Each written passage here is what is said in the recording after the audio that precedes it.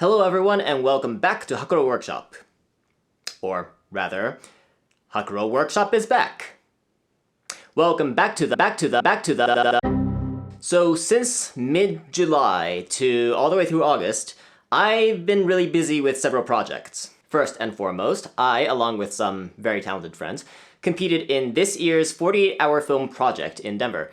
It's our fourth year competing and it is always a blast. A hellish, breakneck, exhilarating blast. You can check out our submission for this year, called Fortune, in the link right here, as well as link in the description-y do. Second of all, I got my first ever paid commission for video editing, so that was very exciting. And third, I'm in the middle of helping out with a pretty audacious documentary-style project, and we got several meetings and interviews filmed, and they look amazing.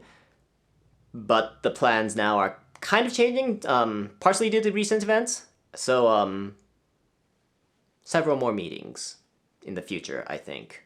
The idea for this project was that I wanted to do an artsy dagger. Totally not inspired by Game of Thrones or the way to build Arya's Catspaw dagger. Something that had character, layers of texture, maybe animal themed.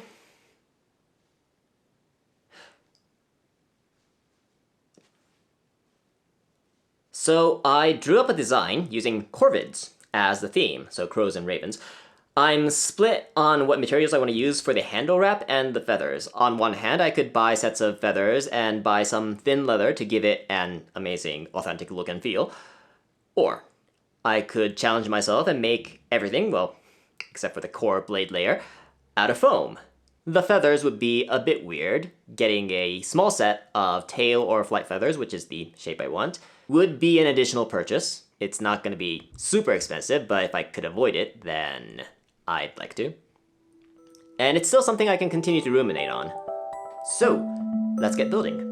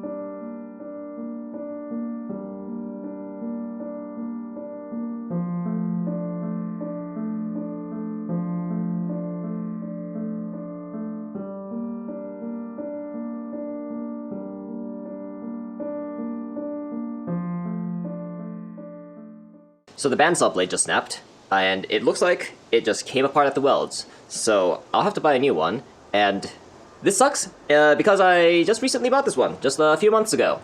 I think I'm gonna start buying either the 1/4 inch or the 3/8 inch blades, because, well, hopefully they snap less. This is the 1/8 inch type. Allows you to get tighter corners, so I'll be sacrificing that for possibly more durability. The last one I had lasted for several years before it snapped, so I might have just gotten unlucky with this one that I bought. Oh well. Got through most of the 12-inch version. Still have a lot left to do on the 14-inch version.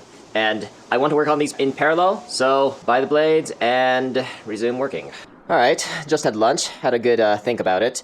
And new plan, I'm going to be using a scroll saw. This is a scroll saw. It's a tool I've had, but I haven't been using it since I don't have a good space for it in my outside workshop. And it does generate dust. It is something I would rather use outside. But since it's been sitting on a shelf, I couldn't be bothered to get it out. Especially since the bandsaw was working perfectly fine. But in light of the blades breaking, I think I'm going to adopt a new system. I'm going to be using the scroll saw more, because ultimately the blades for a scroll saw is much shorter and much cheaper than the ones for a bandsaw. And I happen to have a lot more of them. Hopefully by reducing the usage on the bandsaw and having it share its load with the scroll saw, the bandsaw blades will just last longer, just as a matter of fact. And it also gives me an excuse to actually use the perfectly fine scroll saw.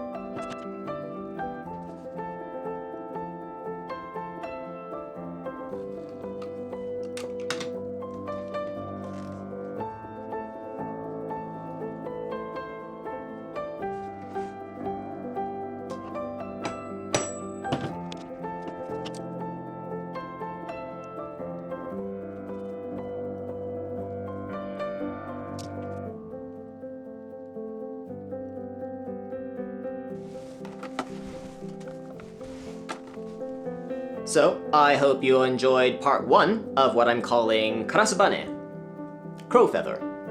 Yes, part 1, because when I was first filming and editing this project, I thought maybe if I do it in multiple parts, the release schedule and video turnaround would be faster. Oh, the irony. So, the hope is that the next few episodes will be a little bit more timely. And with that, until next time.